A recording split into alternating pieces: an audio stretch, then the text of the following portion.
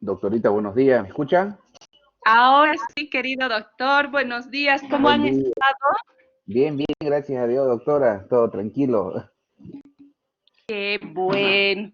Si yo con unos problemas de conexión en Sucre, El estamos con problema del problemas internet de... debe ser a nivel nacional ahorita por el tema del tiempo. Aquí en Santa Cruz estamos con un viento bien fuerte y Ya, seguramente varios compañeros igual tienen ese problemita ahora. Para sí, poder sí, conectarse y todo. sí, no Pero podía ingresar, pero bueno, más bien ya lo pude hacer. sí, Qué lo gusto bueno que ya está aquí. saludar, Igualmente, doctorita, ¿ya? Tengo un bonito día. igualmente. Un abrazo. Ahí lo veo al doctor Parada. Voy a cerrar mis cortinas para que no nos entre la luz. Doctor Roberto, buen día. Buen día, doctor. ¿Cómo están? Buenos días, compañero. Un gusto saludarlo. Igualmente, doctor. ¿Ya está Ahora mejor? estamos mejor. Querido Buen Robertito, día, buen querida día. doctora. ¿Cómo está usted? ¿Cómo estás, querido Robertito? Bien, María Elenita, ¿qué me cuenta? Aquí nomás, todo tranquilo. Seguimos encapsulados en cuarentena. ¿Ustedes también? Ah, estamos con una buena noticia para Santa Cruz, para Bolivia. Tenemos a nuestro magistrado por Santa Cruz, el doctor Olviegües Oliva, como presidente del Tribunal Supremo de Justicia. Sangre nueva, renovada y con muchas ganas de trabajar. Estoy segurísimo que va a ser de esa manera. Qué bueno, querido Robertito. Bueno, muchas felicidades al doctor Egos, le vas a transmitir de parte nuestra.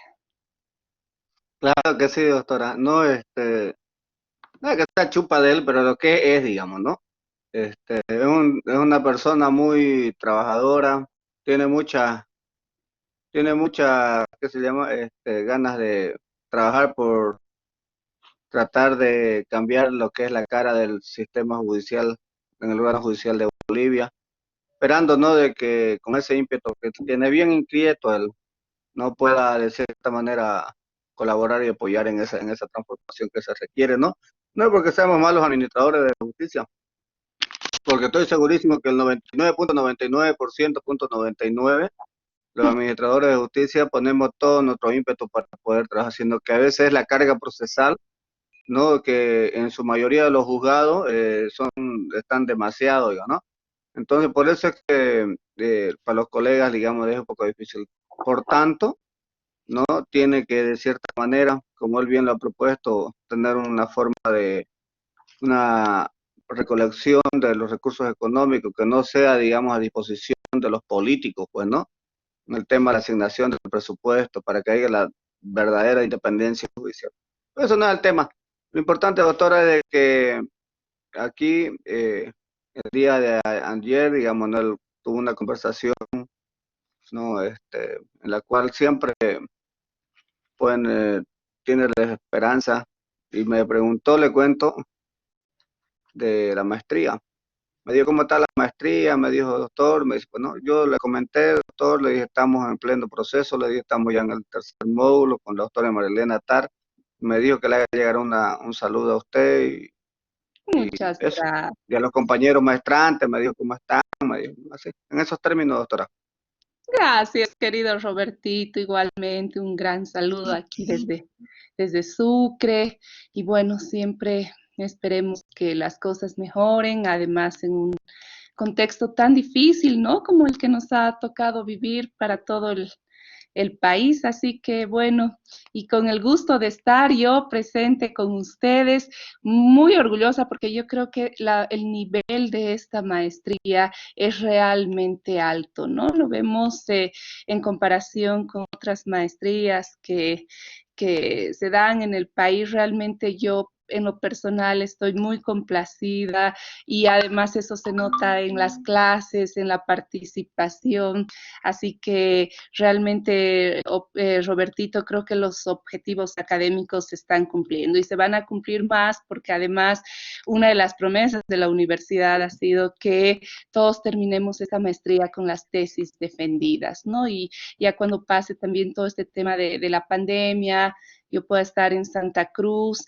Vamos a coordinar todo el tema del avance de las tesis, porque a veces todos tenemos y podemos desarrollar tesis preciosas y a veces por obstáculos de temas metodológicos dejamos a un lado nuestros trabajos de tesis, además con el tema del trabajo. Entonces vamos a trabajar en ese tema de manera tal que todos vayamos también ya, terminamos esta primera parte, que es la parte de las bases fundamentales, y luego ya vamos a empezar a trabajar con los temas de tesis para que esta maestría concluya. Queremos que no solo concluya con el curso presencial, cumpliremos nuestro objetivo cuando todos hayamos defendido nuestras tesis, y ahí sí podremos decir con mucho orgullo que esta es la mejor maestría de Bolivia, ¿no? Y que en Santa Cruz también se tiene, bueno, yo en realidad soy potosina, tengo el corazón sucrense, pero también quiero mucho a la tierra cruceña, ¿no? Así que me dará mucho gusto que esta maestría se pueda proyectar a nivel nacional. Bueno, con esta introducción... Disculpe, doctora, puntual, un compromiso del suscrito, ¿no? Que así, compromiso para todos los compañeros maestrantes, porque si lo hago para mí, lo hago para ellos, y si lo hago para ellos, lo hago para mí, es apoyar en el tema todo el proceso académico institucional con la Universidad Gabriel René Moreno. Desde la primera titulación intermedia, el diplomado, segunda titulación intermedia, la especialidad y la maestría. Entonces, doctora, ese es un compromiso que yo lo asumo desde el día de hoy. Quienes estén de autoridades universitarias, porque va a haber cambios, porque va a haber elecciones en la universidad, pero igual vamos a estar ahí para apoyar a cada uno de ellos. Mejor si lo hacemos en grupo, para que de esa manera nos podamos colaborar todos. Ese es un compromiso, doctora. Bueno, le dejamos, doctora, las clases. Muchas gracias, doctora, y que tenga un excelente día. Por tu compromiso, porque tú eres uno de los autores intelectuales de todo este programa académico tan lindo. Así que, y como dice Ricardo, efectivamente vamos hasta el doctorado. Ese es el sueño. Ya habíamos hablado también con nuestro querido profesor Rubén Martínez Dalmau, quien nos va a dar también el apoyo técnico para continuar con el doctorado. Así que vamos y sigamos adelante en este paso a la reflexión. Así que muchas gracias, querido Robertito, por todo el apoyo y por todo el trabajo de siempre. Bueno, ahora sí, ya tenemos más participantes. Buenos días a todas, a todos. Qué gusto. Para mí realmente es un placer compartir estas clases y este escenario con ustedes. Creo que siempre hay más cosas para discutir. El tiempo siempre nos queda corto, pero lo importante es que generemos estos diálogos académicos, ¿no? Así que bienvenidos a las clases. Muchas gracias por su participación. Y vamos a empezar ya, está nuestra segunda y última semana del módulo. Voy a empezar estos primeros minutos de la clase repasando algunos elementos que hemos visto, porque hoy los vamos a reanudar, vamos a volver a reflexionar, y voy a empezar con algunas ideas muy importantes. Hoy en particular quiero resaltar y vamos a empezar a ver algunas sentencias, herejías constitucionales, esas sentencias de ruptura, esas sentencias que nos muestran que esta visión teórica que hemos estado viendo, que parte no de la igualdad formal, sino más bien de mirar los derechos desde las asimetrías para una construcción plural, que reconozca la diversidad cultural, que reconozca las relaciones asimétricas sociales, por razón de género,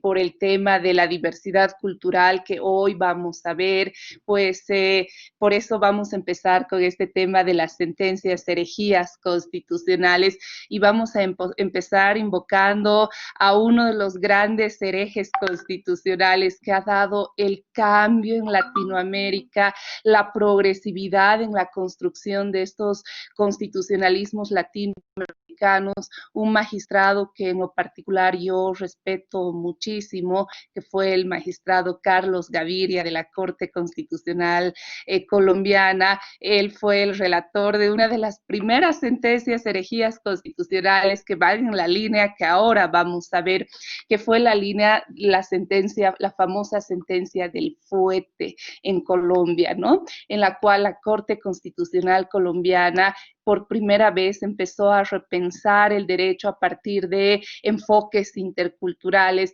interpretó interculturalmente la dignidad humana, utilizó otros métodos como por ejemplo el peritaje, que es un tema que lo vamos a reflexionar también hoy, y por eso es que Carlos Gaviria tiene una obra, y seguramente John Kevin, que está con nosotros, enseguida la va a encontrar en internet, y que además es una obra fabulosa. Si no la encontramos, se las voy a pasar, que se llama Sentencias Herejías Constitucionales, y aquí él reflexiona y trata de sistematizar estas sentencias herejías constitucionales que especialmente tienen este enfoque de interculturalidad, que es el que hoy nos vamos a centrar. Entonces, con este preámbulo, pues hoy también les quiero mostrar que tenemos muchas sentencias. Probablemente por razones de tiempo no veamos todas las herejías constitucionales, pero hoy sí quiero mostrarles algunas en materia de pluralismo desde el enfoque de interculturalidad, para ya luego mañana entrar a las otras herejías constitucionales, que son las sentencias de género, y para que las podamos analizar no desde la igualdad formal, sino desde esta igualdad sustantiva que plantea nuestro modelo constitucional. Entonces, bajo este título de las herejías constitucionales, pues vamos a hacer un recuento de todo lo que hemos visto hasta este punto y todas las herramientas del modelo constitucional boliviano que van a sustentar estas herejías constitucionales, este cambio, la progresividad en el derecho, y que es importante que las reflexionemos, porque también, como les decía el otro día en nuestras anteriores clases, una de las preocupaciones de la academia es precisamente las regresividades, ¿no? Entonces, es importante reflexionar sobre estos estándares más altos para así evitar regresividades y más bien seguir realizando una construcción plural de los derechos, no desde la igualdad formal, sino desde la igualdad sustantiva.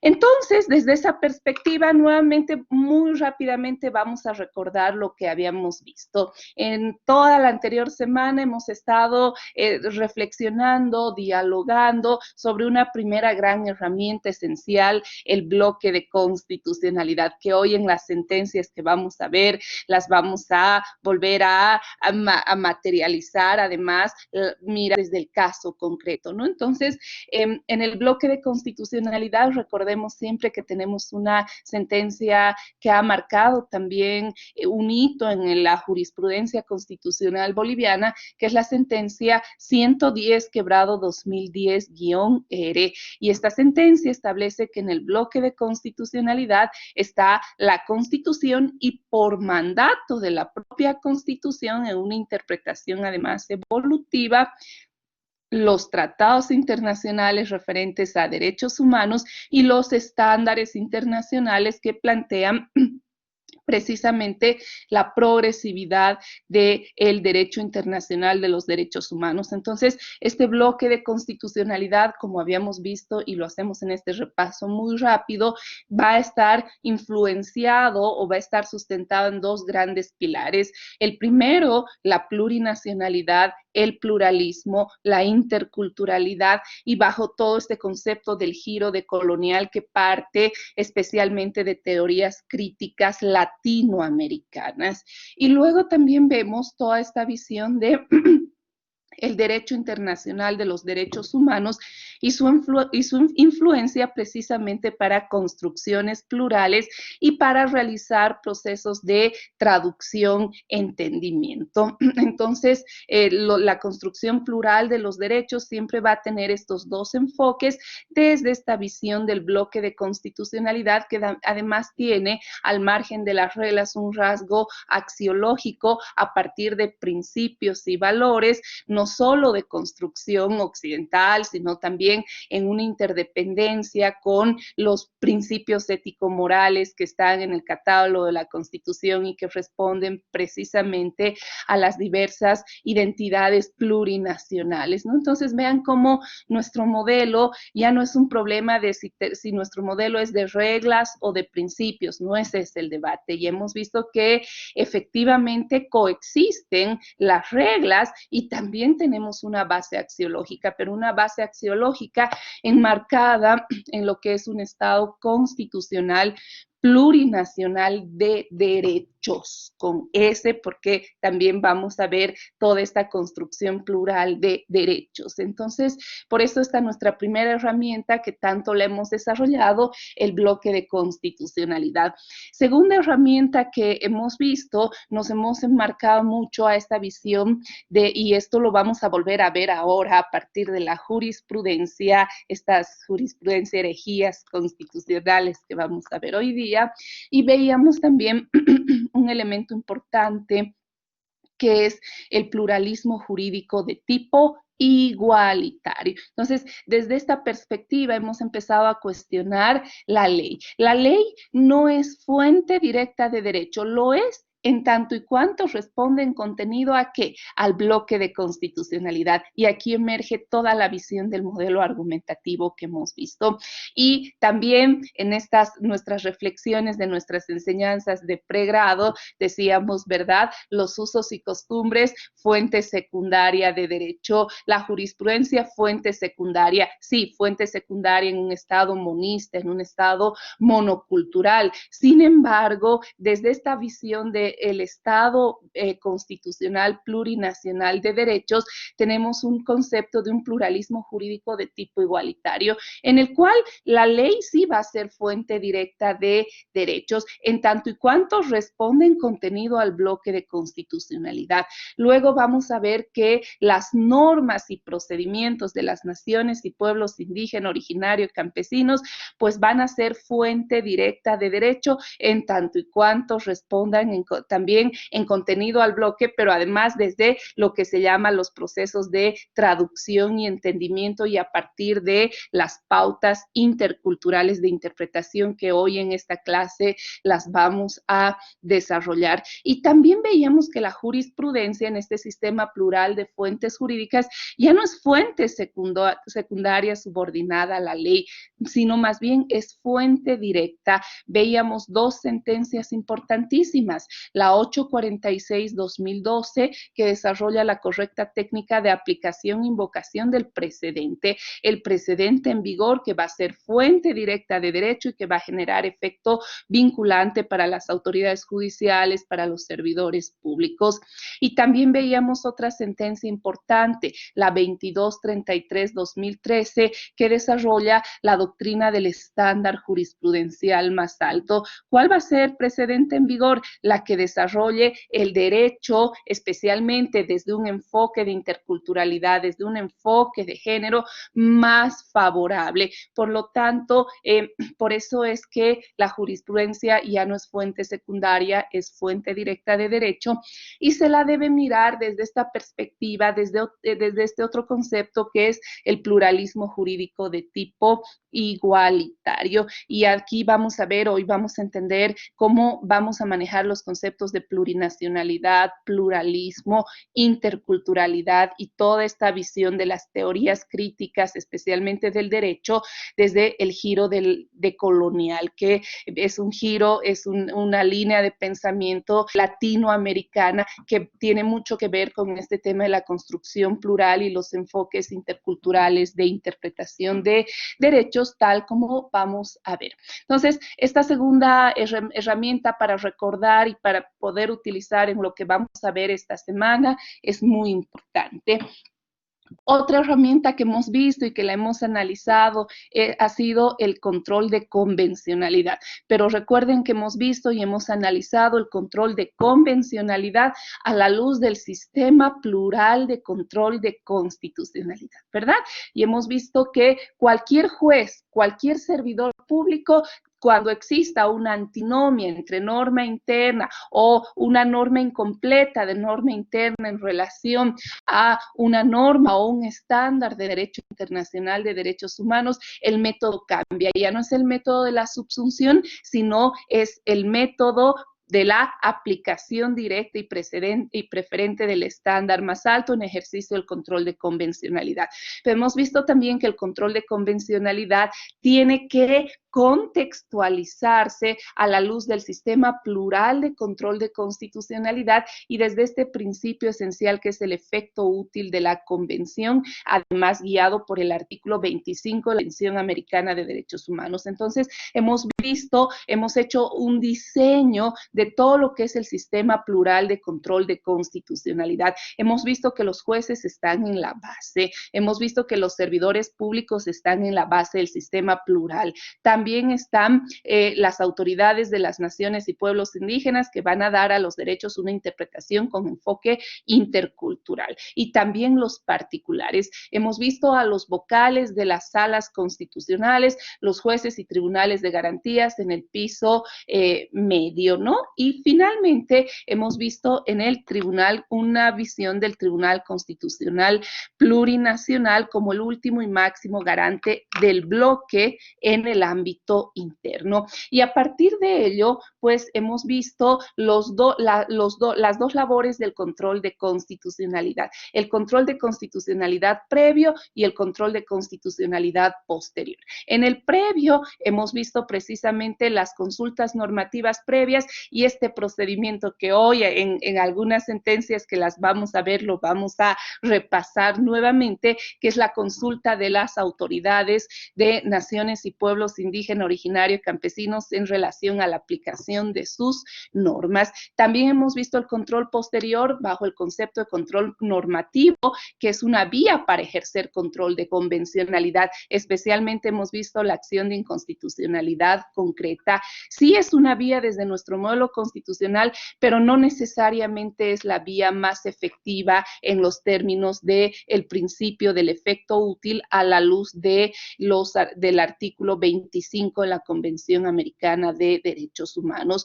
¿Por qué? Porque también el control de convencionalidad puede ser ejercido de manera directa a partir de las pautas constitucionalizadas de interpretación, que en muchos casos es la vía más idónea para consagrar este efecto útil de la convención. Sin embargo, sí, en el diseño también esta es una forma de control de convencionalidad. Habíamos visto el control competencial también, especialmente, por ejemplo, los conflictos interjurisdiccionales de competencia, una forma también de ejercer control de convencionalidad.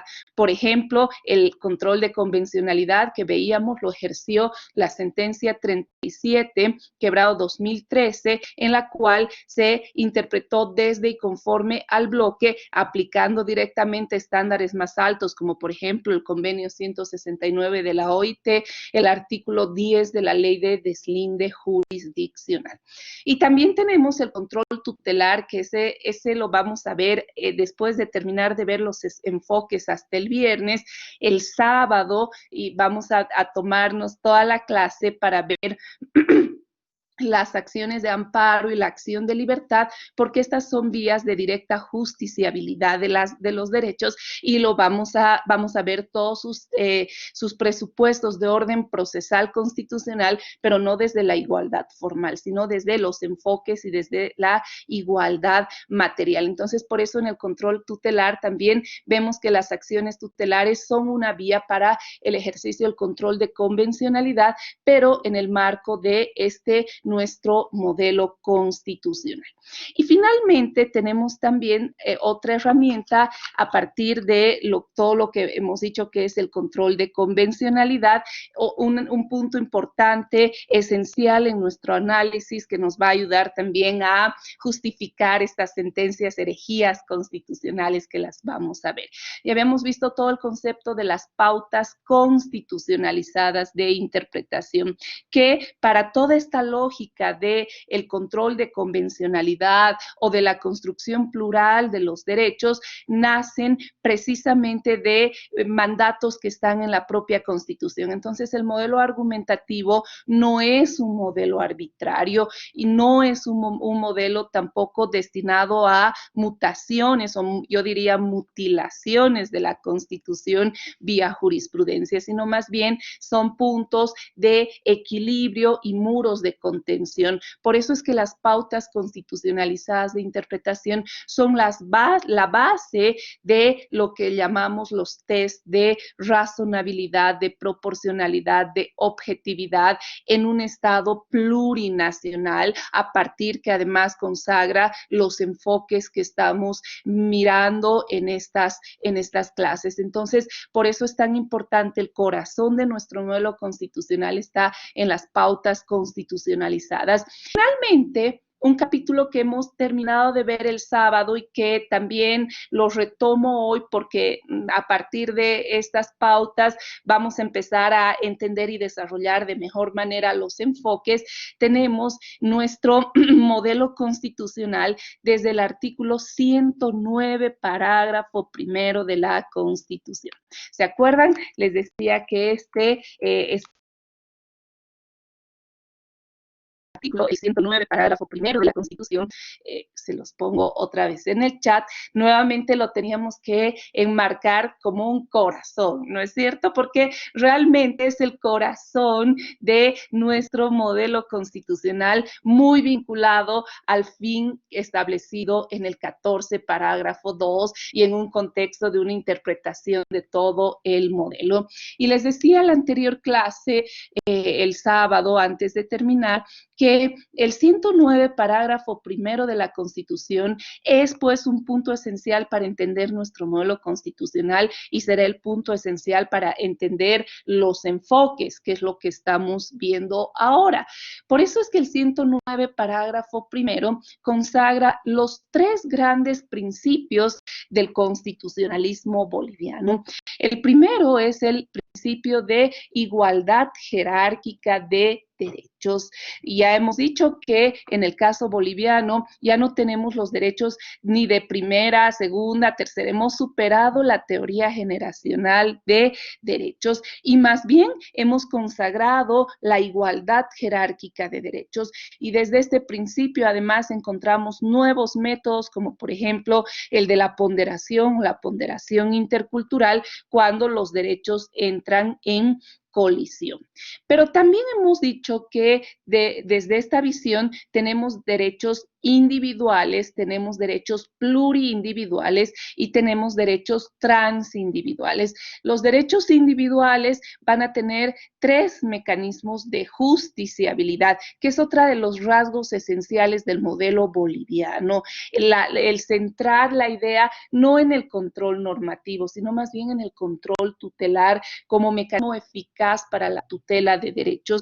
Y por eso es que para los derechos en una dimensión individual, tenemos tres mecanismos de directa justiciabilidad: la acción de libertad, la acción de amparo constitucional y la acción de protección de privacidad. Asimismo, tenemos los derechos pluriindividuales, aquellos cuyas omisiones, cuya afectación no solo afecte a una persona, sino a todos los que estén en idéntica situación. Les ponía el ejemplo de los pacientes con VIH-Sida. Si el Estado no les brinda tratamientos retrovirales, entonces la afectación no va a ser solamente a una persona, sino a todos los que estén en la misma condición. Por lo tanto, aquí entendemos con claridad, y también esto lo vamos a ver el día sábado, la diferencia entre la acción de amparo constitucional y la acción de cumplimiento. Y finalmente, por eso hablamos de los derechos plurindividuales que implican una tutela objetiva. Y finalmente tenemos los derechos transindividuales. Son aquellos vinculados a derechos colectivos de las naciones y pueblos indígenas, originarias, campesinas, y también derechos difusos, por ejemplo, los derechos de la madre tierra, los derechos a la salubridad pública, los derechos a la seguridad pública. Entonces vemos cómo estos derechos, los de los usuarios, usuarias, consumidoras, consumidores, que ya no son derechos individuales, sino están concebidos desde esta lógica de derechos difusos que van a tener una herramienta de justiciabilidad justamente en la acción popular. Entonces vean cómo el modelo constitucional centra la idea, centra la esencia en este principio de las acciones tutelares que está vinculada a la igualdad jerárquica. Por eso el 109 plantea primero el principio de igualdad jerárquica de los derechos, luego el de directa justiciabilidad de todos los derechos, incluidos los económicos, sociales y culturales en sus diversas dimensiones, y finalmente tenemos el principio de aplicación directa y precedente de derechos, que es la base precisamente de nuestro modelo argumentativo. Entonces, con estas herramientas vamos a entrar ahora a lo que es el enfoque. Primero les decía que vamos a trabajar con 4 enfoques y por eso desde el 14, parágrafo 2, hemos irradiado toda, no solo la Constitución, sino el bloque, porque la idea fundamental para entender nuestro modelo constitucional y para entender el derecho y también el tema de la administración de justicia es partir no de la igualdad formal, sino de la igualdad material o sustantiva. Este es el fundamento constitucional que va a respaldar los 4 enfoques que son los que vamos a utilizar, que además va a repercutir en la administración de justicia en temas sustantivos y también en temas procesales. Por lo tanto, vamos a ver cómo vamos a aplicar el procedimiento penal, el procedimiento familiar, toda la parte adjetiva, no desde la igualdad formal. Entonces vamos a ver cómo se pueden hacer flexibilizaciones, cómo se pueden hacer, por ejemplo, reconducciones procesales en vía ordinaria, desde el fundamento de nuestro modelo constitucional. ¿Estaremos cometiendo prevaricato? No, más bien estaremos materializando la Constitución y honrando las obligaciones internacionales del Estado de respeto y garantía a derechos. Entonces, por eso es que estas herramientas son esenciales, porque todavía tenemos una cultura jurídica basada en la igualdad formal, en la verdad formal, y dejamos a un lado precisamente la igualdad sustantiva, la verdad material, principios de rango constitucional que además guían nuestro modelo y deben ser la base de la administración de justicia. Por lo tanto, como hemos visto, al estar los jueces en la base del sistema plural de control de constitucionalidad, toda esta labor de interpretación no es solo para el Tribunal Constitucional, sino también para las autoridades jurisdiccionales en vía ordinaria, que son los primeros garantes de los derechos fundamentales. Bien, entonces, con este concepto, recordemos que desde la igualdad sustantiva tenemos 4 enfoques, los 4 enfoques que estamos manejando en este curso. El enfoque diferencial, el enfoque de género, el enfoque de interculturalidad y el enfoque de interseccionalidad. ¿Sí?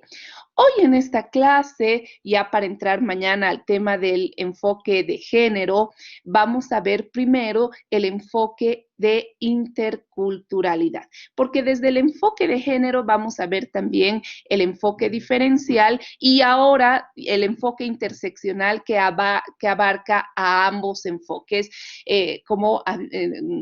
Creo que John nos preguntaba este tema, cómo vamos a utilizar el enfoque de interseccionalidad. Y vean cómo el enfoque de interseccionalidad lo que plantea para la igualdad sustantiva es identificar las causas múltiples de discriminación, de asimetría, y entonces dentro del, o sea, el enfoque interseccional puede contener la mirada desde la protección reforzada, desde la diversidad cultural, desde el género. ¿Por qué? Porque su objetivo es precisamente identificar las causas múltiples de discriminación. Y en los casos que les voy a ir contando y que vamos a ir viendo y que han ameritado un pronunciamiento, por eso es tan lindo trabajar con jurisprudencia, ¿no? Porque a veces la academia puede perderse en el escritorio, ¿no? Y la jurisprudencia es una pauta importante porque emerge de casos concretos, de una realidad concreta, y vean cómo esta visión de la igualdad sustantiva parte también desde este concepto de un derecho sentipensante, ¿no? Es decir, no solo desde la burbuja de la academia, sino que desde la realidad, desde los casos concretos. Entonces, por eso es tan lindo ir analizando estos temas que inicialmente pueden parecer sumamente teóricos, pero también el respaldo jurisprudencial nos evidencia que estas herramientas argumentativas que estamos desarrollando no son retórica constitucional, sino que se materializa y puede llegar a la vida de las personas, especialmente aquellas que están en situación de asimetría. Entonces, por eso vamos a ir utilizando en los casos que veamos no solo los enfoques aislados, sino fundamentalmente el enfoque de interseccionalidad, que va a articular también el enfoque diferencial, el enfoque de género y el enfoque de interculturalidad. Entonces, desde esta lógica, vamos a entrar primero, hoy en la mañana, uno de los objetivos es ver el enfoque de interculturalidad. ¿Por qué hablamos de enfoque de interculturalidad y por qué este enfoque nos va a invitar a reflexionar desde los otros vértices? Nos va a invitar a pensar el derecho desde otras perspectivas, pero además también nos va a invitar a generar una construcción dialógica de derechos, a superar dogmas o temas que los teníamos como dogmas jurídicos desde una igualdad o desde una verdad formal y que pueden tener otros horizontes. Y entre estos otros horizontes, desde el enfoque de interculturalidad, hoy les invito también a pensar en nuevos métodos del derecho. Vamos a empezar a ver cómo vamos a utilizar, por ejemplo, los peritajes antropológico-culturales, cómo vamos a utilizar este que es un desafío, este es otro tema de tesis de maestría precioso, porque el Tribunal Constitucional en más de 10 años, imagínense, en más de 10 años de vigencia de la Constitución, con una Constitución tan garantista, moldeada precisamente por la plurinacionalidad, el pluralismo, hasta ahora no tenemos un solo caso en el cual se hayan utilizado los llamados métodos de los diálogos interjurisdiccionales. Sí tenemos un antecedente, como vamos a ver enseguida, en la Corte Interamericana de Derechos Humanos, que ha empezado a utilizar estos métodos, y tenemos ya otros antecedentes importantes que hoy les voy a contar, entonces, que nos hacen pensar que también la construcción de derechos y las líneas jurisprudenciales desde esta visión de por eso se llaman los constitucionalismos latinoamericanos dialógicos, ¿no? Porque especialmente en relación, por ejemplo, a los pueblos indígenas, tienen que partir de una construcción plural, de un proceso de traducción y entendimiento, y si hay un proceso de traducción y entendimiento, estas líneas, como en el caso que los casos que vamos a ver enseguida, no nacen o no pueden nacer del escritorio de un magistrado del tribunal o una magistrada del Tribunal Constitucional, sino debe partir de utilizar nuevos métodos que cambie por completo esta lógica de la construcción plural de los derechos. Y como les voy a demostrar en las sentencias que vamos a analizar, estos métodos no son solo para el Tribunal Constitucional, deben ser también aplicados por los jueces ordinarios. Vamos a ver algunos casos de la justicia penal especialmente, que nos invitan a reflexionar y también a ver que si bien tenemos unos avances jurisprudenciales, podemos... Entonces, por eso es que vamos a empezar con lo que sí les voy a pedir en un segundo, voy a poner el cable de la computadora porque si no me voy a quedar sin batería. No tengo ahora. Sí les voy a pedir por favor que pongan silencio a sus micrófonos para que podamos escucharnos muy bien. Sí, por favor, silenciamos los micrófonos. Ahora.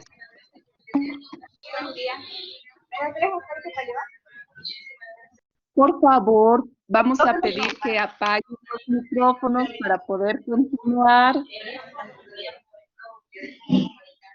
A Dani, querida Dani, por favor, le vamos a pedir que apague su micrófono. Estimada licenciada, doctora Dani, apaga su micrófono, le pedimos al licenciado Gustavo la elimine. No nos escucha la doctora Dani.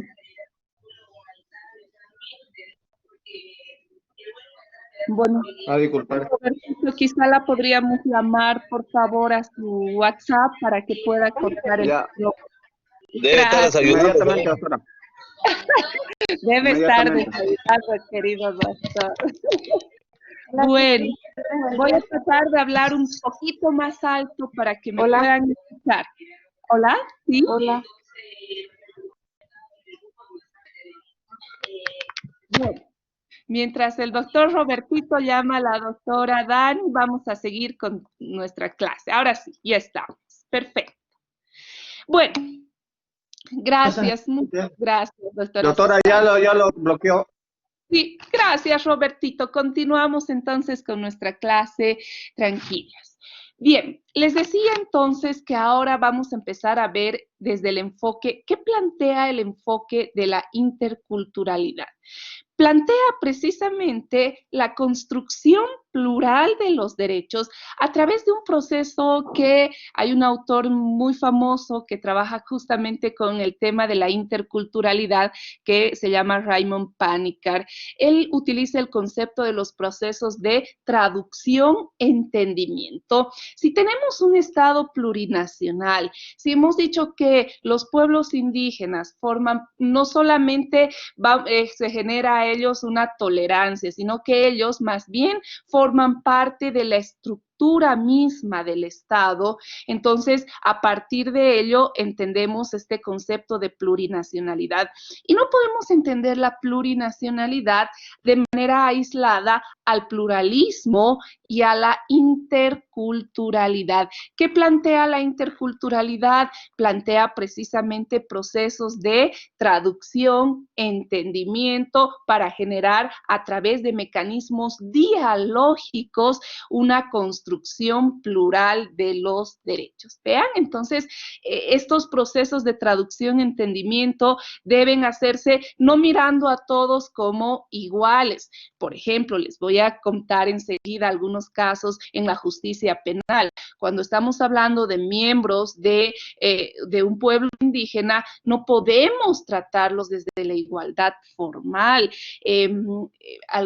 Veíamos en Santa Cruz, teníamos dos casos dramáticos, por ejemplo, de dos mujeres ayoreas privadas de libertad con detención preventiva, bajo un enfoque absolutamente de igualdad formal. Entonces, precisamente este enfoque de interculturalidad con mayor razón en materia penal nos invita a ver no desde la igualdad formal, sino desde la diversidad cultural para generar procesos de traducción y entendimiento. Este concepto que les digo, pues tiene sustento en nuestro modelo constitucional, en el artículo 14, parágrafo primero, en toda esta visión del concepto del Estado plurinacional que parte precisamente de generar procesos, reitero, de de traducción y de entendimiento. Entonces, los métodos del derecho para esta labor de traducción, entendimiento van a ser distintos. Ya no está las reglas jurídicas entendidas solamente como reglas exentas de una mirada desde la diversidad cultural.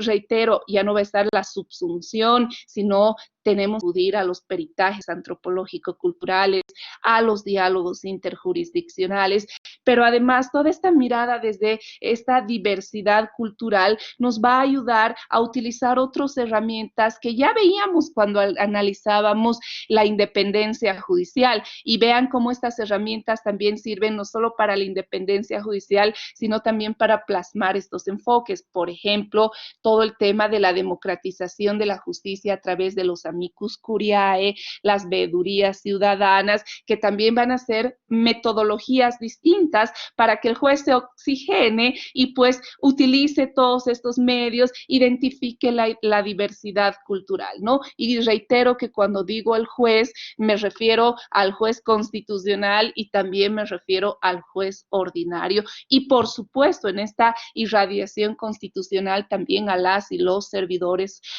públicos que deben utilizar esta visión del enfoque intercultural. Entonces, pues ahora les quiero contar el enfoque intercultural y entendiendo que la interculturalidad se plantea a través de procesos dialógicos, ¿no es cierto? De diálogo intercultural. Voy a tomar algunas sentencias muy importantes del Tribunal Constitucional para explicarles esto que les digo, y por eso estas las vamos a denominar las sentencias herejías constitucionales, porque precisamente van a romper la lógica del resultado interpretativo que esperábamos, y vamos a ver cómo estas sentencias las vamos a analizar desde esta interpretación y esta interpretación intercultural de derechos y desde el test de razonabilidad coherente con un modelo de Estado plurinacional. Entonces, la primera sentencia que vamos a analizar es una sentencia preciosa, que es la sentencia 2114, quebrado 2013. La primera herejía constitucional. Les voy a poner la lista de las herejías constitucionales que vamos a ver. Luego vamos a ver, esta no es sentencia, es declaración constitucional plurinacional, emergente del control previo de un proceso de consulta de autoridades de naciones y pueblos indígenas en relación a la aplicación de sus normas. Esta es también una sentencia de exportación, como vamos a ver, que es la sentencia, la declaración constitucional 30, quebrado 2014. Seguida la voy a desarrollar. Luego vamos a ver otra sentencia preciosa, además miren, en acción de libertad, y aquí les voy a demostrar cómo el tema de la interculturalidad hace que la cosmovisión de los pueblos indígenas no sean solo para los pueblos indígenas, sino cómo la interculturalidad plantea procesos de diálogo, de complementariedad entre esta visión de occidental y también las normas y procedimientos y cosmovisiones de los pueblos indígenas. Y aquí vamos a ver cómo cambian los métodos del derecho y cómo el Tribunal Constitucional tiene esa labor de argumentación plural de derechos para una construcción plural. Y vamos a ver la sentencia 2007, quebrado 2013, que emerge, como les decía, de una acción de libertad. Vamos a ver otra sentencia también preciosísima en materia penal, que ha tenido un avance importante, pero por supuesto hay mucho más que construir, que es la sentencia 1235, quebrado 2017-S1.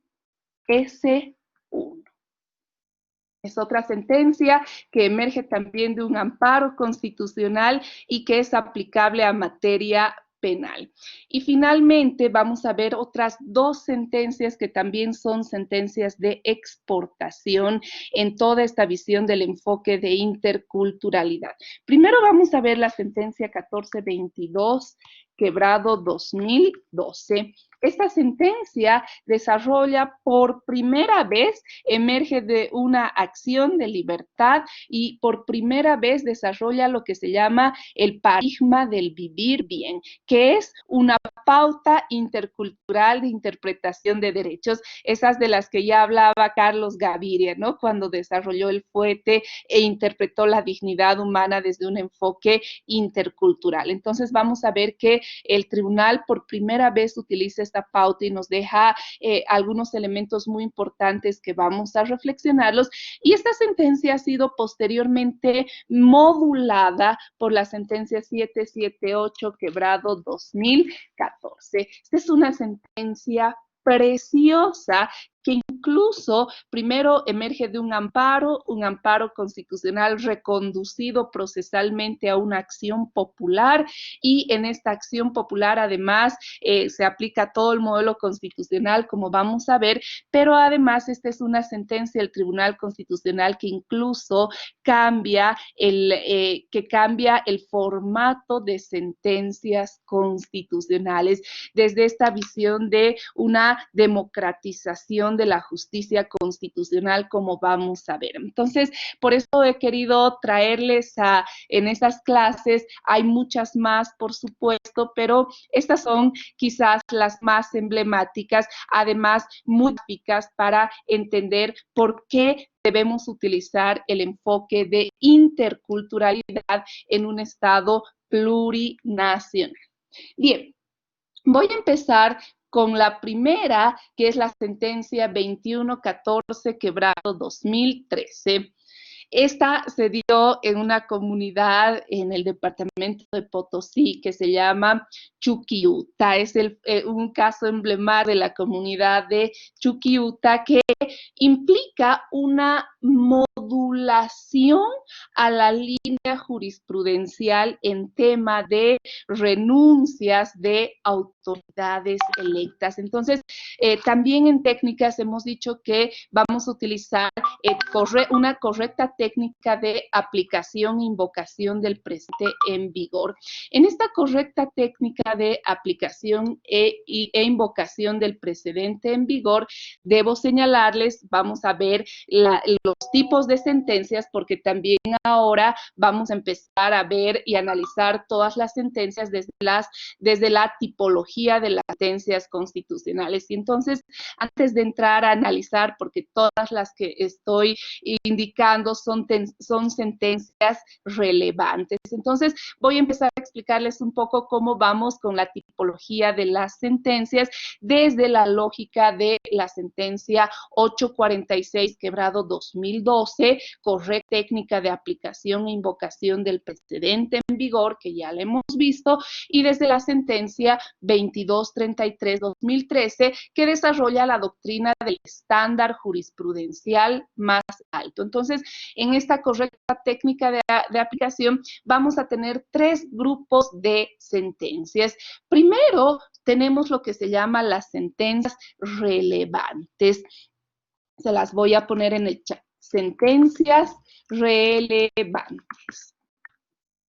En este primer grupo de sentencias relevantes que van a generar precedentes en vigor y por ende estos precedentes van a ser fuente directa de derecho a la luz del estándar jurisprudencial más alto, tenemos una tipología específica dentro de las sentencias relevantes. Tenemos las sentencias fundadoras de línea, es decir, las que desarrollan un entendimiento por primera vez, fundan la línea. Por ejemplo, la sentencia 2233-2013 funda la línea de la doctrina del estándar jurisprudencial más alto.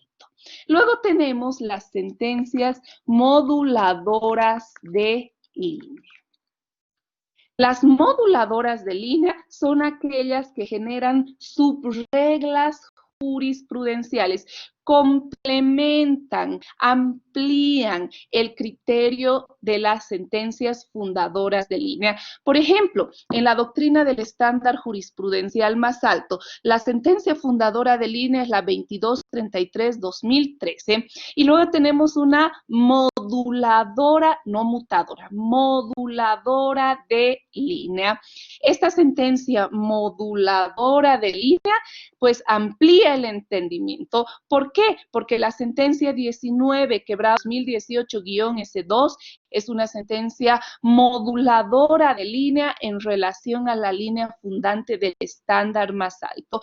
¿Qué dice esta sentencia? Esta sentencia, la 19/2018-S2, en esta tipología de las sentencias constitucionales, establece que el estándar más alto no necesariamente está en el entendimiento del Tribunal Constitucional, sino en un estándar más alto que pueda emerger, por ejemplo, del sistema interamericano, del sistema universal. Veíamos este ejemplo cuando la última clase que tuvimos, cuando nos hacíamos la pregunta en relación, por ejemplo, al derecho a la identidad de género, ¿no es cierto? Entonces, si bien lamentablemente tenemos una sentencia contraria a todos los estándares del Tribunal Constitucional que declara la inconstitucionalidad del artículo 11 de la Ley de Identidad de Género, pero también tenemos la opinión consultiva 24/2017- del año 2017, y entonces, ¿qué tiene que hacer el juez o el servidor público? Lo que tiene que hacer es ejercer control de convencionalidad a la luz del estándar más alto. Y vean cómo por eso es que jurisprudencialmente hacemos un análisis dinámico de línea jurisprudencial, y en sentencias relevantes tenemos la fundadora de línea, la 2233-2013, y la moduladora, que es la 19/2018-S2, que nos dice un momentito, sí, puede haber un entendimiento interno del Tribunal Constitucional, pero si tiene un estándar más alto, no están mutando la jurisprudencia del Tribunal Constitucional, no. Es como jueces ordinarios, por supuesto que no pueden hacer eso no, pero sí que pueden hacer, aplicar el estándar más alto, y esto está respaldado en la propia jurisprudencia. Entonces, vean cuán importante es hacer análisis dinámicos de líneas jurisprudenciales. Entonces, desde este primer grupo tenemos, dentro de lo que son las sentencias relevantes, tenemos primero las sentencias fundadoras de línea, luego tenemos las sentencias moduladoras de línea. Tenemos otro tipo de sentencias también, que son las mutadoras de línea. La sentencia 2007/2013, que la vamos a ver hoy, que les decía que emerge de la acción de libertad, y vamos a ver cómo le da a la dignidad humana esta acción a través de la acción de libertad un enfoque intercultural, es, por ejemplo, una sentencia mutadora de línea. Cambia la jurisprudencia. Pero ¿cuándo una sentencia es mutadora de línea? Cuando cambia la jurisprudencia para hacer efectivo el derecho, para dar una interpretación más extensiva, más favorable, porque hemos dicho que desde la sentencia 2233-2013 no se puede mutar la jurisprudencia. ¿Para qué? Para restringir o retroceder en derechos. Entonces, por eso vean cuán importante es la tipología, y una sentencia mutadora de línea, cuando la mutación sea favorable, será una sentencia relevante, y por lo tanto, ese entendimiento, ese precedente en vigor, generará efectos vinculantes. También tenemos las llamadas sentencias reconductoras de línea. Vamos a ver este tipo de sentencias el día sábado, cuando veamos, por ejemplo, la acción de libertad innovativa. Vamos a ver cómo esta sentencia fue mutilada por el Tribunal de Transición, y cómo el año 2012 el Tribunal Constitucional reconduce la línea precisamente al criterio más progresivo, además en armonía con nuestro modelo constitucional. También vamos a ver las sentencias sistematizadoras de línea. Por ejemplo, las sentencias la 44-2010-ER y la 1156-2013, que las vamos a ver el sábado, son sentencias que sistematizan la tipología de la acción de libertad. Entonces, esta sistematización del precedente las convierte estas sentencias en sentencias relevantes y por lo tanto van a generar efectos vinculantes y van a ser fuente directa de derechos en esta lógica del sistema plural de fuentes jurídicas.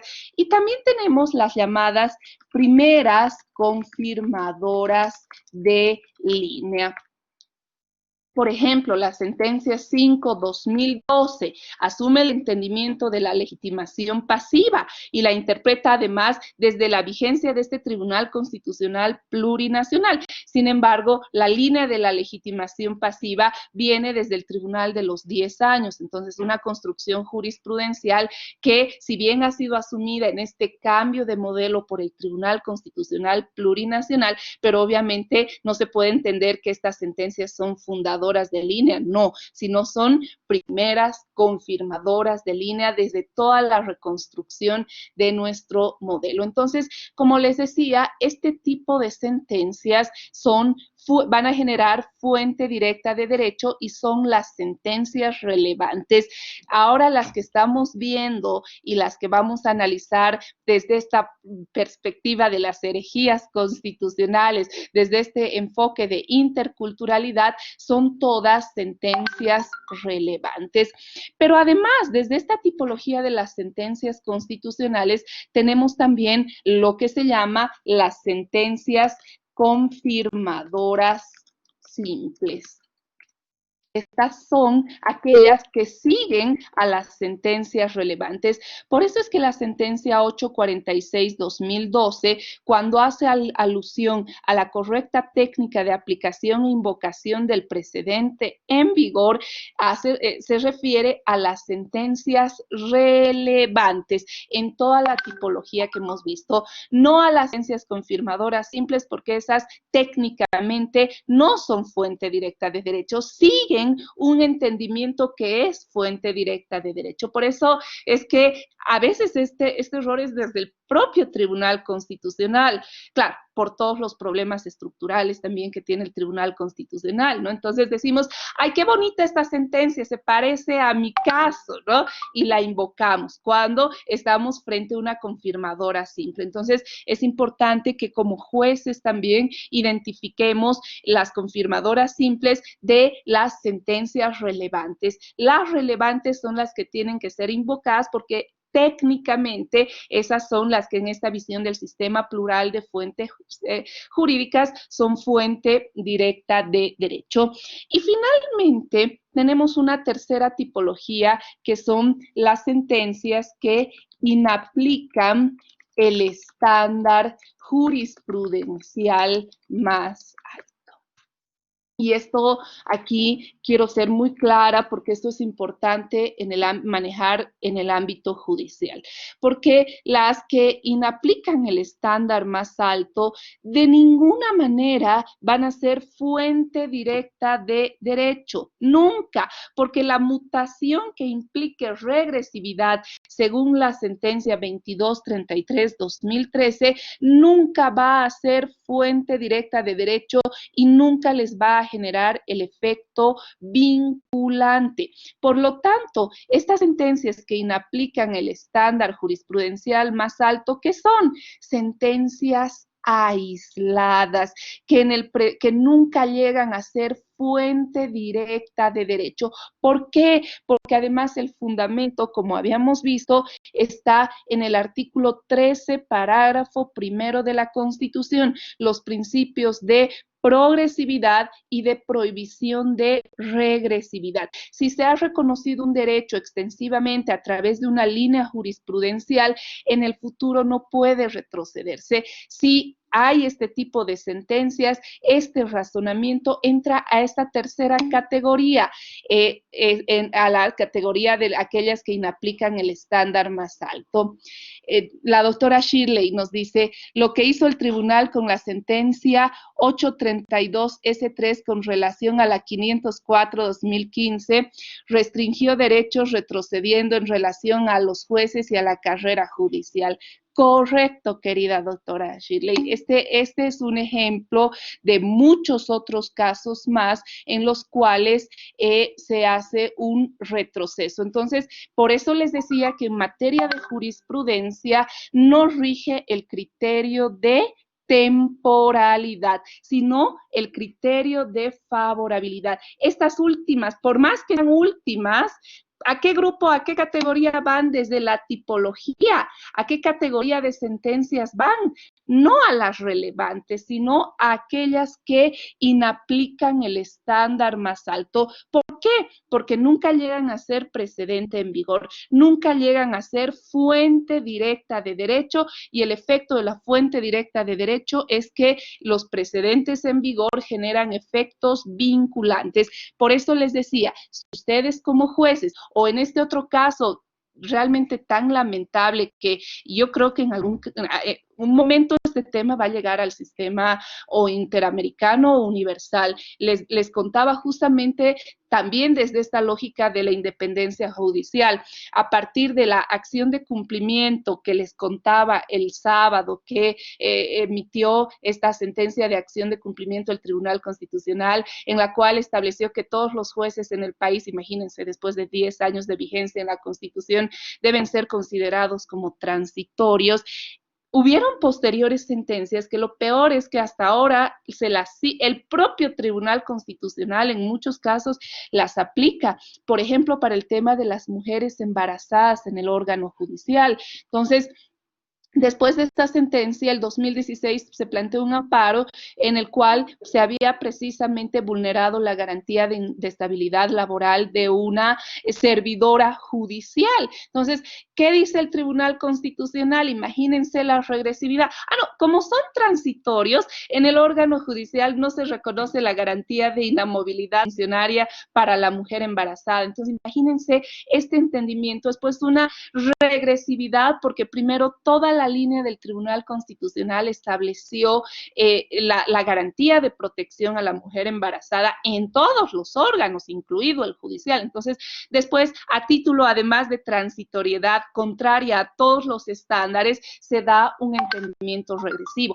Este entendimiento es un típico caso entre los muchos otros, como nos muestra la doctora Shirley, y los muchos otros que vamos a ver cuando veamos la acción de amparo constitucional y los muchos otros que verán y que ven ustedes en el día a día, porque realmente si algo tenemos en exceso son las sentencias contradictorias del Tribunal Constitucional. Entonces, estos entendimientos nunca llegan a ser fuente directa de derechos ni generan efectos vinculantes para casos futuros con el mismo problema jurídico, sino en qué grupo entran, en este grupo de aquellas que inaplican los estándares más altos y por ende son sentencias que plantean un entendimiento aislado. Miren, por eso es que la sentencia 846-2012 hace una diferencia entre precedente en vigor y ratio decidendio, razón jurídica de la decisión.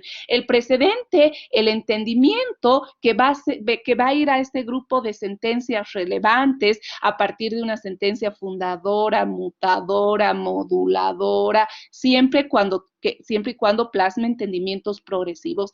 Ese entendimiento va a ser fuente directa de derecho y va a generar efectos vinculantes para casos futuros que generen el mismo problema jurídico. Efectos vinculantes, ¿por qué? Porque es también fuente directa de derechos, es decir, la ley ya no es la única fuente directa de derecho en este sistema plural de fuentes jurídicas. La jurisprudencia, bajo el precedente en vigor y bajo esta tipología de las sentencias relevantes, va a ser fuente directa de derechos, ¿sí?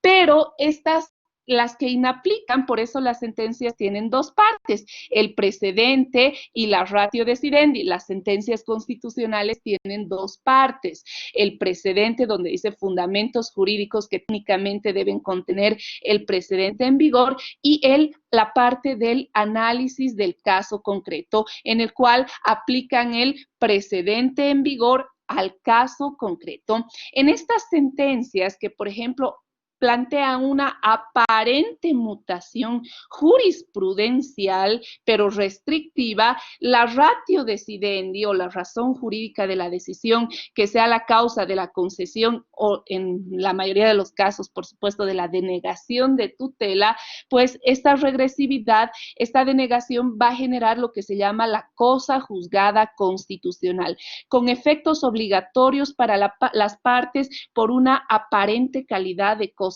juzgada. Y entonces aquí entendemos por qué es tan importante diferenciar precedente en vigor de la razón jurídica de la decisión. ¿Por qué? Porque en estos casos, esa sentencia, el entendimiento que esté en la parte de fundamentos jurídicos, se va a ir a este tercer grupo de las sentencias que inaplican, nunca va a generar precedente en vigor para casos futuros. Pero en el caso concreto, sí genera lo que se llama la aparente calidad de cosa juzgada y implica que internamente se ha agotado la vía, por lo tanto, esa parte, esa persona afectada, por ejemplo, esa mujer embarazada, puede activar ya sea el sistema interamericano o el sistema universal.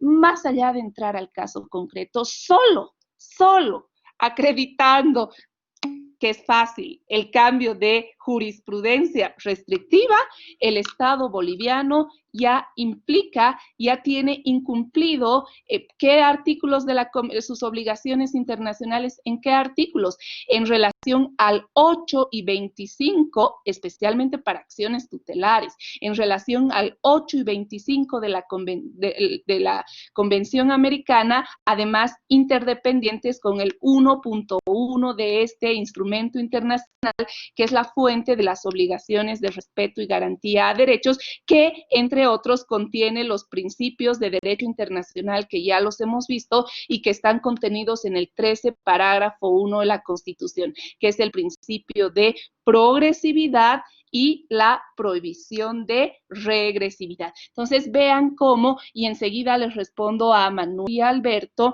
vean cómo desde toda esta lógica de las sentencias constitucionales que estamos viendo, esta técnica para entrar a analizar nuestras sentencias, herejías constitucionales, pues vean cómo desde esta lógica tenemos que tener muy en claro por qué hablamos de sentencias relevantes, de confirmadoras simples y de aquellas que inaplican el estándar más alto a la luz de la doctrina del estándar más alto de la sentencia 2233-2013. Y nuevamente, porque la cátedra es les he dicho que esta cátedra sí es una cátedra muy crítica, ¿no es cierto? También resaltamos entendimientos muy progresivos que ha tenido el Tribunal Constitucional de exportación, pero también observamos con mucha preocupación estos cambios de líneas jurisprudenciales frente a las sentencias incómodas para el Tribunal Constitucional.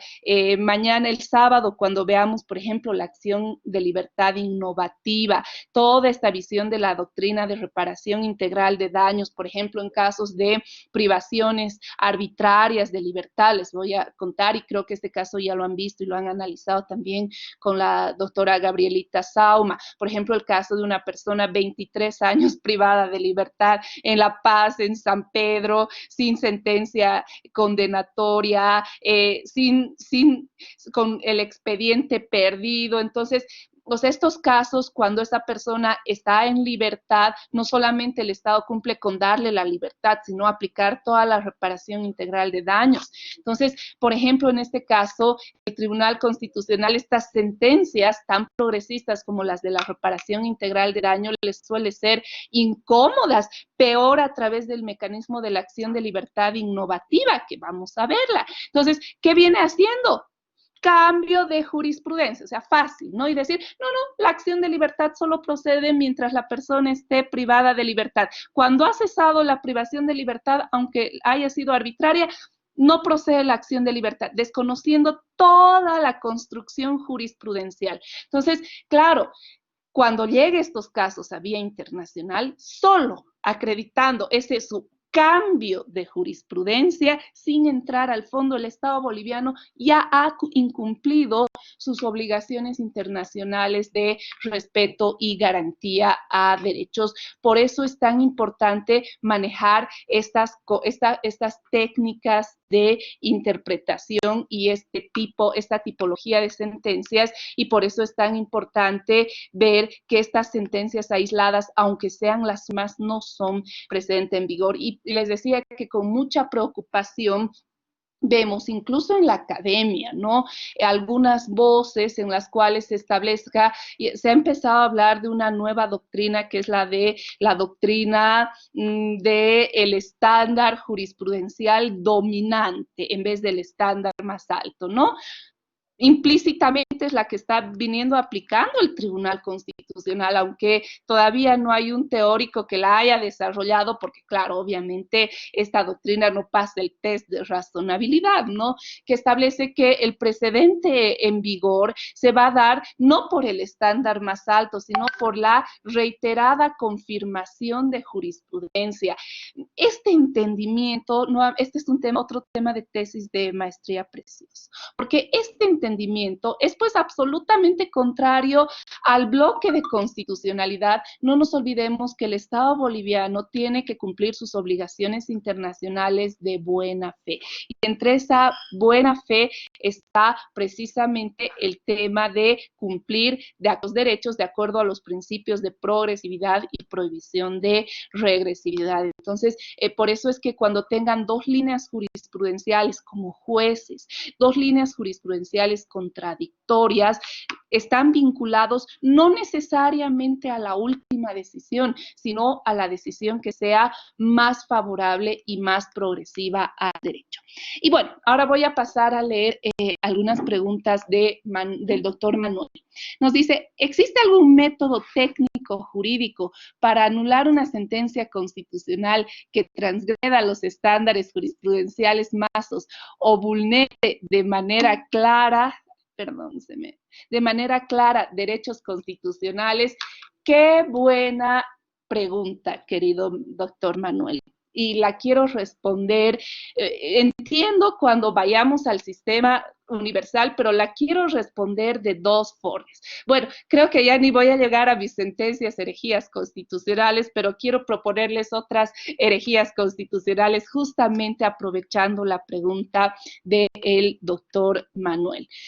Primero, contra sentencias judiciales, si es que han vulnerado un derecho, tenemos el sistema interamericano.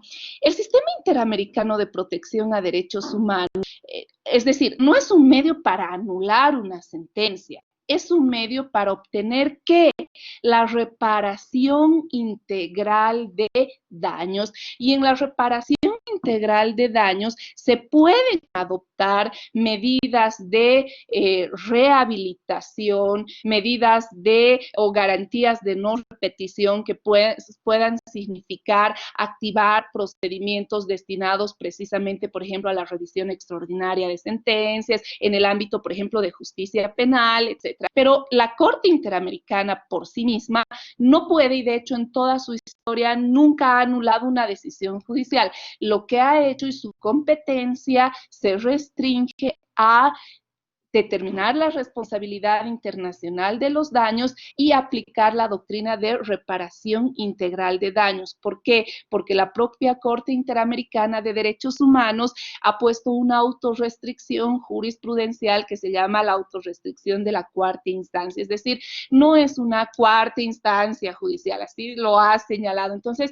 en ciertas formas, de acuerdo al ordenamiento, lo que opera es que puede ordenar medidas para que sea el propio Estado el que asuma las medidas, por ejemplo, de dejar efecto una decisión. Pero sí, por ejemplo, si ha habido una privación arbitraria de libertad, etcétera, o sea, puede asumir medidas, pero ¿a través de qué? ¿Con qué lente? No con un lente de juez de apelación o de instancia, no, sino desde la lógica de la doctrina de reparación integral de daños. Un punto.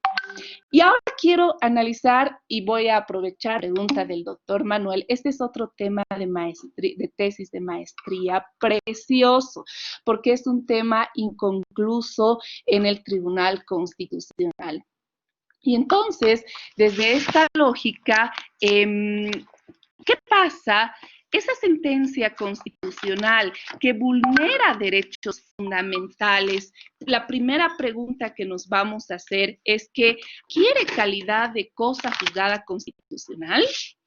Y por eso yo utilizaba el concepto de aparente cosa juzgada constitucional en este tipo de sentencias aisladas en las cuales el entendimiento de la parte de fundamentos jurídicos es un entendimiento aislado que nunca va a generar precedente en vigor, pero tenemos la otra parte que es la parte de la ratio decidendi que va a generar en este tipo de casos aparente calidad de cosa juzgada. ¿Y por qué digo aparente? Porque además quiero empezar a hacer la reflexión desde un razonamiento muy importante desarrollado por el Tribunal Constitucional en la sentencia 668, quebrado 2010-R, que se las pongo en el chat.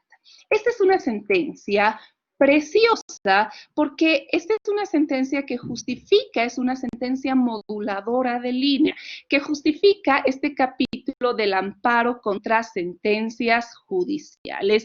Y esa sentencia utiliza un razonamiento porque, claro, contra este tema había la tesis negativa de que la justicia constitucional no puede entrar a la justicia ordinaria por el tema de la cosa juzgada, porque no la puede modificar.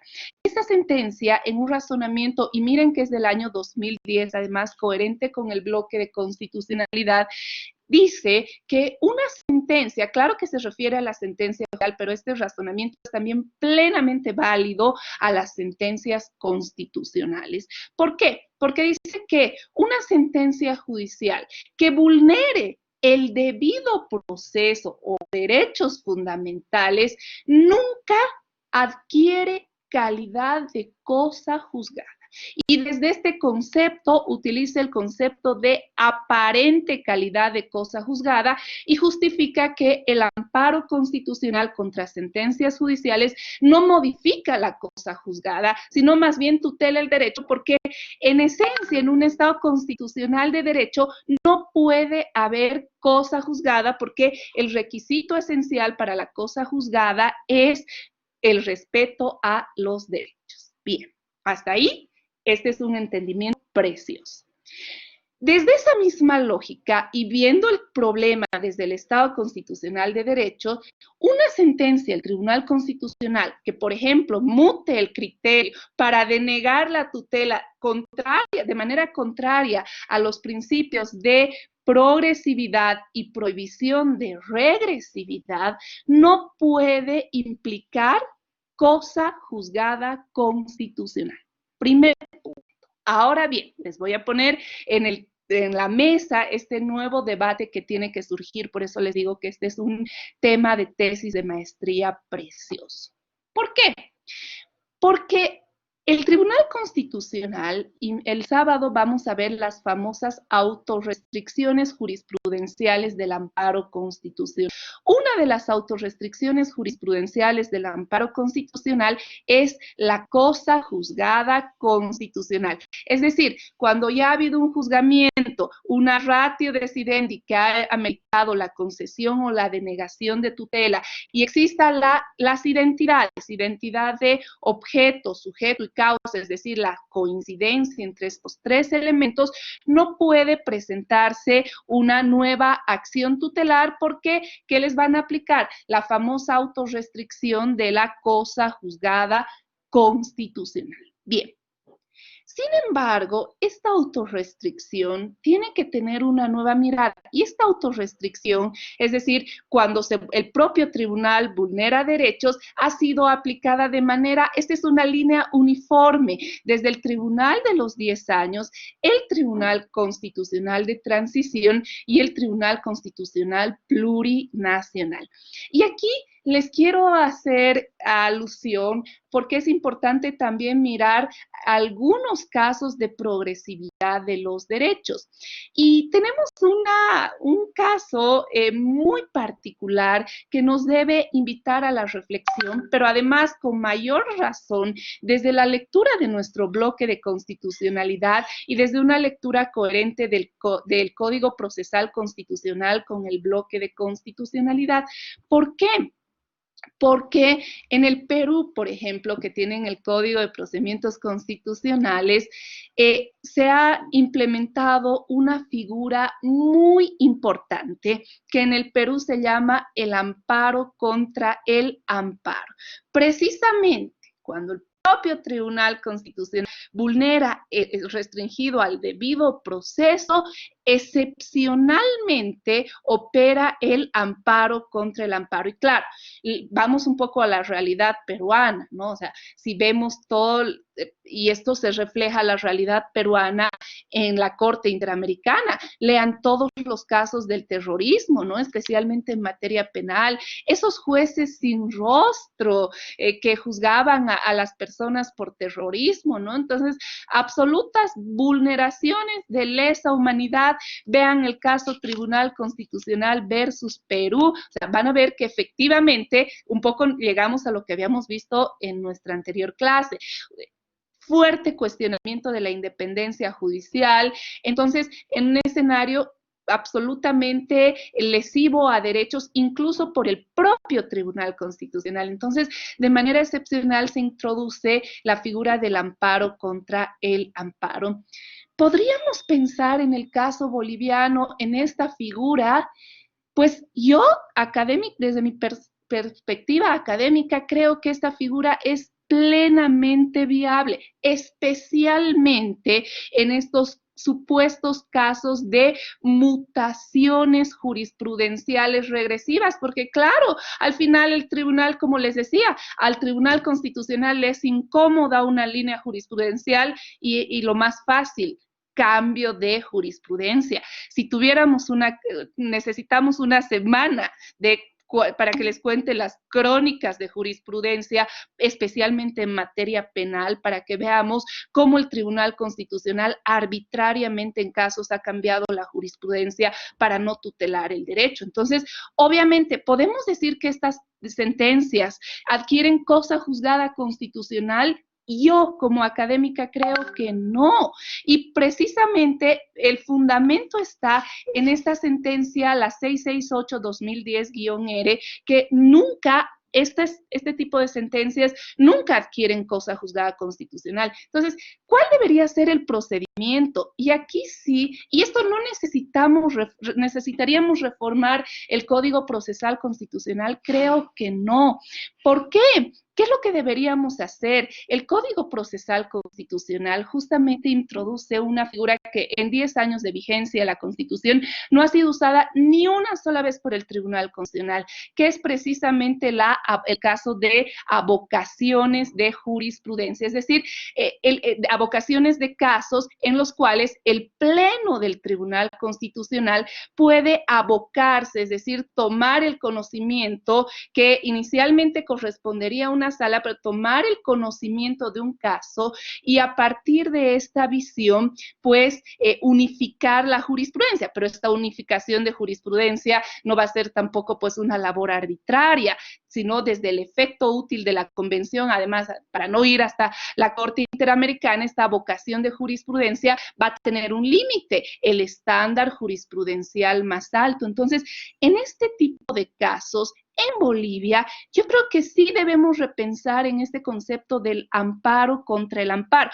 pero no bajo un procedimiento ordinario que conozca un juez o los vocales de la sala, sino directamente bajo la avocación de competencia, es decir, presentando directamente al Tribunal Constitucional para que no sea la sala, ni sea un vocal, sino sea el Pleno bajo esta competencia, interpretando esta competencia para que analice precisamente, uniforme la jurisprudencia para casos futuros, pero siempre bajo la doctrina del estándar más alto y también en el caso concreto, pues restituye el derecho precisamente por afectación de el derecho al debido proceso, la igualdad sustantiva, porque cambio de línea regresiva implica vulnerar la garantía de igualdad porque implica un trato diferenciado arbitrario. Entonces, esa vulneración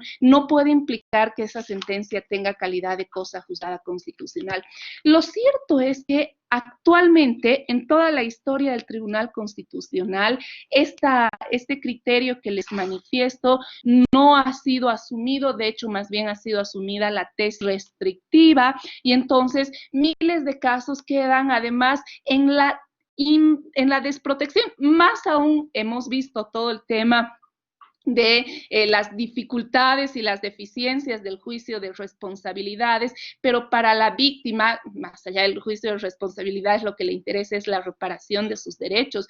Y peor aún cuando ir a la vía internacional implique, para la reparación de daños, puede implicar para el Estado boliviano responsabilidad, sí, pero no nos olvidemos que, por ejemplo, el sistema interamericano tiene una mora de 10 a 12 años, o sea, cada vez está peor en las moras, y que las soluciones amistosas no son tan frecuentes en temas de sentencias judiciales, o sea, el Estado tiene sus reservas, los Estados en llegar a soluciones amistosas en la fase de la Comisión Interamericana de Derechos Humanos. Entonces, el efecto útil es un fundamento, y además todo el tema de la pacta sunt servanda y del cumplimiento de derechos para justificar este procedimiento. Por eso les digo que desde la academia sería importantísimo trabajar en una tesis de maestría en este sentido, y por supuesto cuando se plantee el caso, este caso no tiene que ir solo, ¿no? Tiene que ir con amicus curiae, tiene que ir con veedurías ciudadanas, porque el tribunal históricamente se ha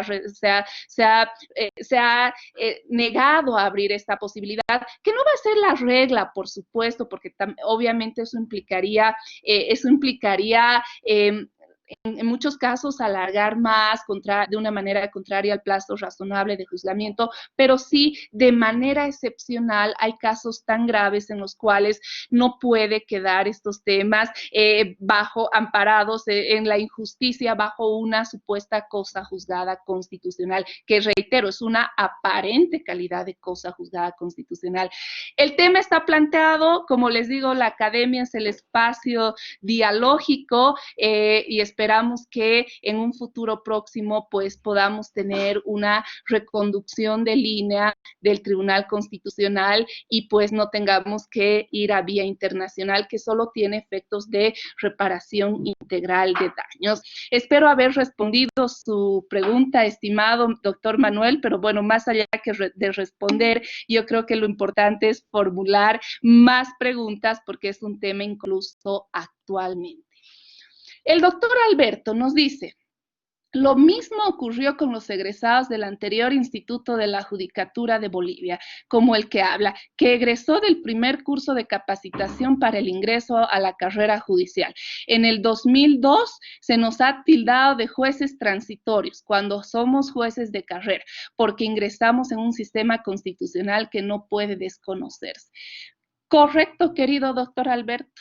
Y ahí viene, por eso tenemos además casos tan importantes desde el sistema interamericano, y por eso les digo que en materia de independencia judicial hemos desconocido esa acción de cumplimiento que les hablo y que la habíamos analizado de manera específica en la anterior clase, es pues contraria a todos los estándares. Ustedes no son jueces transitorios, pero menos todos los jueces que han estado dentro de la carrera judicial, ¿no? Entonces, por eso es que justamente todas estas sentencias contradictorias que también ya hacía mención la doctora Shirley, nunca pueden ser precedentes en vigor. La carrera judicial es otro de los temas que ya veíamos muy pendientes en el caso del Estado Plurinacional de Bolivia. Miren cómo todo esto que vemos, estas sentencias herejías constitucionales, que al final creo que ya no voy a tener tiempo de entrar hoy, lo voy a hacer mañana, pero no podía entrar sin ver la tipología de las sentencias para ver además su implicancia y además porque el mensaje es que si tenemos estas sentencias en el futuro no podemos retroceder cuando le sean incómodas al Tribunal Constitucional, ¿no? Entonces, pero para ese escenario, sin independencia judicial, no vamos a poder avanzar. Entonces, eso es otro tema pendiente y coincido plenamente con usted, querido doctor Alberto. El doctor Jimmy nos pregunta, ¿qué criterio le merece la regresividad jurisprudencial y legislativa que aplica Bolivia al limitar y sancionar a los abogados y a los imputados cuando ejercen su derecho a la defensa, planteando excepciones e incidentes? Inclusive llegan a suspender el plazo de prescripción y duración máxima del proceso. El entendimiento de las sentencias 7/2018 y la 9/2019 y las modificaciones de la ley 586 y 1173. Qué buena pregunta, querido doctor. Y además esta pregunta, espero que el sábado me alcance el tiempo, porque desde la Acción de Libertad teníamos justamente un capítulo para ver este tema que usted plantea.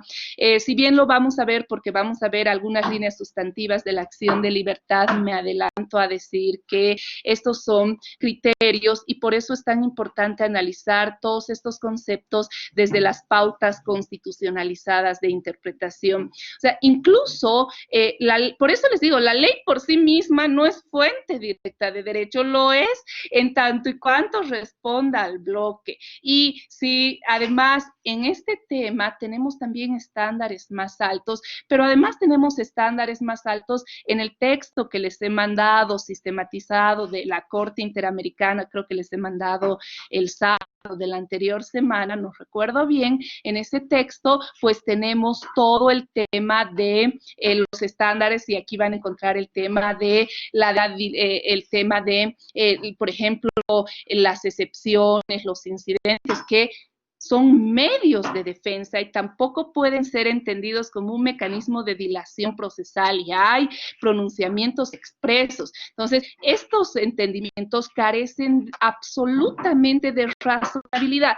¿Y qué tiene que hacer el juez? Ya sabemos, tiene la ley, tiene un estándar más alto que tiene que hacer, tiene que ejercer control de convencionalidad, porque de lo contrario no puede decir, aunque la ley diga, por eso les ponía el ejemplo cuando veíamos el tema del rol de convencionalidad, ¿se acuerdan? El caso Almonacid Arellano versus Chile, en el tema de la extinción de las acciones penales en temas de desapariciones forzadas, es el mismo caso, o sea, los jueces decían, sí, pero la ley dice, la ley me establece, me permite hacer esto, sí, pero ¿qué le dice la Corte Interamericana a los jueces de todos los Estados miembros? Les dice, señores jueces, cuando tengan una norma que sea contraria a los estándares o a los tratados internacionales referentes a derechos humanos, ustedes no pueden ampararse en su norma interna para desconocer los derechos, porque eso implica vulnerar el principio de la pacta sunt servanda, principio de buena fe. ¿Qué tienen que hacer? Tienen que ejercer control de convencionalidad. Y precisamente, querido doctor Jimmy, cuando no se haga esto, agotada la vía, y si el Tribunal Constitucional no garantiza, hay que ir preparando la vía internacional, pero desde este tema, desde el debido proceso, la omisión de ejercer control de convencionalidad implica pues que el Estado tenga obligaciones, incumpla sus obligaciones internacionales. Eso quiere decir que si en el caso interno no se restituye el derecho, pues tampoco, sí hay que ir a la vía internacional y por supuesto hay que repensar este tema del amparo contra el amparo, que lo estamos poniendo en discusión para que la tutela no venga después de 10 o 15 años, sino sea mucho más pronta y expedita y el Estado boliviano cumpla sus obligaciones internacionales. Nuevamente el doctor Jimmy nos decía amparo contra amparo y la inaplicabilidad de una sentencia. En realidad, a través del amparo contra el amparo, no es que se inaplique, sino se la anula, siguiendo los criterios de la sentencia 668-2010-R. Ese debería ser el efecto. No tenemos un solo caso porque todos los que han sido planteados han sido denegados por cosa juzgada constitucional, pero el efecto sí es la nulidad. Por eso, y les sugiero que lean la sentencia 668-2012, esa sentencia que vulnera los derechos fundamentales del propio tribunal nunca adquiere cosa juzgada. Por lo tanto, la nulidad es el efecto del ejercicio del control tutelar, así como el Tribunal Constitucional anula decisiones judiciales como un auto supremo, el Pleno de manera excepcional a partir de la figura de la avocación en estos casos graves donde existen groseras vulneraciones a derechos fundamentales, pues puede utilizar la nulidad y aplicar la técnica del reenvío para que se vuelva a ver este caso o directamente resolver siempre en el marco del estándar jurisprudencial más alto. Es un tema que es otra herejía constitucional seguramente, ¿no? Porque es un tema que hasta ahora ha sido absolutamente vetado, pero desde la academia es un tema que hay que impulsar porque además ya son groseros. Hay casos que vemos groseras vulneraciones que no pueden tener sustento en un Estado constitucional de derecho. Bueno, querido Manuel, aquí tenemos Elvia. Jurisprudencia. Respecto a que cuando se afecta a derechos humanos no hay cosa juzgada material sino aparente. Por favor, la sentencia que les decía, la 668-2010-R. Se los voy a volver a poner. Sentencia Constitucional Plurinacional 0668, quebrado 2010. R. Esta es una sentencia preciosa, moduladora de línea en cuanto a justificación de la procedencia del amparo contra, por ejemplo, autos supremos, ¿no? Que uno de los aspectos era que se modifica la cosa juzgada. Aquí dice, no se modifica, no hay cosa juzgada. Y el efecto es precisamente la nulidad. Entonces, si este razonamiento es aplicable para sentencias judiciales en un Estado constitucional de derecho, pues el mismo razonamiento debe ser aplicado también en casos de sentencias constitucionales bajo este procedimiento que tendría que ser especial, pero para su conocimiento, ¿por quién? Por el Pleno del Tribunal Constitucional. Bueno, la figura de la vocación fue invocada en el caso de concejales disidentes de sentencias constitucionales contra el Consejo Municipal, sin resolución alguna. No sé si está escrito así, si es la vocación. Efectivamente, querido Jimmy, por eso les decía 10 años del Tribunal Constitucional y no ha habido una sola vocación de jurisprudencia. Una. ¿Por qué? Eso sí que no les puedo responder, ¿no? Porque obviamente el propio Código Procesal Constitucional establece, además esta sería una figura que debe ser ejercida desde toda una construcción coherente al bloque. Entonces, esto nos hace repensar que también en el Tribunal Constitucional hay mucho que cambiar, hay mucho que construir y también todos tenemos que poner la voz de basta, suficiente de los cambios jurisprudenciales arbitrarios, esos cambios que restringen los derechos. Sí necesitamos cambios que efectivicen los derechos. Bueno, como siempre me he pasado del horario y tanto que me he recomendado en la Escuela de Jueces, porque además creo que tiene que usar la plataforma, lo siento mucho, pero bueno, habían temas que teníamos que discutirlos. Mis sentencias herejías constitucionales que ya les he dado, tienen los números, les pido por favor, si tienen tiempito de revisarlas, para que mañana entremos a clases leyéndolas, porque realmente son, como les digo, joyas interpretativas desde este enfoque intercultural. Entonces, quedaría pendiente mañana el enfoque intercultural y, bueno, el viernes el enfoque de género y todo el sábado que vamos a tener para seguir con este tema. Con esto, bueno, no sé si hay más preguntas. Creo que no. Solamente voy a ceder la palabra ya al doctor Robertito para concluir la clase, pero muy agradecida, gracias a todas, todos por su paciencia. Sé que madrugar a las 7 de la mañana es muy difícil, así que, querido Jimmy, mejor yo les voy a mandar las sentencias al WhatsApp, con mucho gusto, las herejías constitucionales que vamos a ver mañana. Yo se las voy a mandar al WhatsApp y voy a tratar de mandarles estas otras que también las hemos reflexionado hoy día, con mucho gusto, ¿sí? Entonces, con esto les mando las sentencias enseguida al WhatsApp. Por mi parte, hemos terminado, así que con muchas gracias por todo y nos vemos mañana, sí, por el mismo canal y a la misma hora. Le voy a ceder la palabra al doctor Robertito. Muchas gracias, doctora.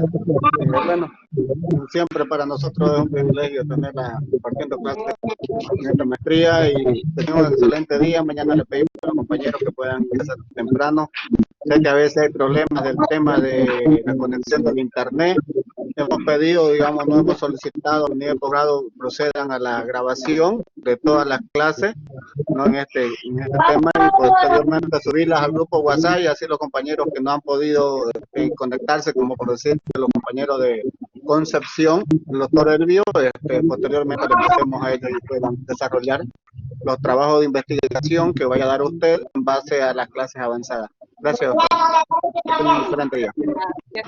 El doctor, antes de cortar, el doctor Carlos Alberto nos dice que sí tuvieron respuesta en este tema por parte de la sala plena. Si nos podrían compartir en este espacio, querido doctor Carlos Alberto, con mucho gusto, y vamos precisamente a analizar este tema de la vocación, pero además, mira, para repensar este tema de amparo. Sí, así que le vamos a compartir al WhatsApp con mucho gusto. Muchas gracias a todas y todos.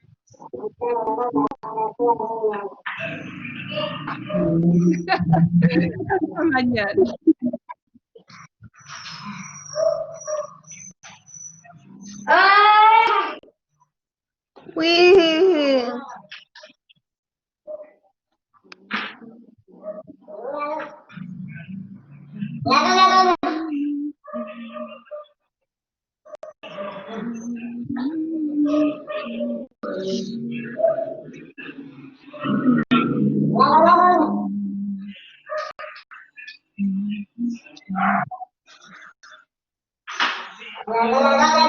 Luego.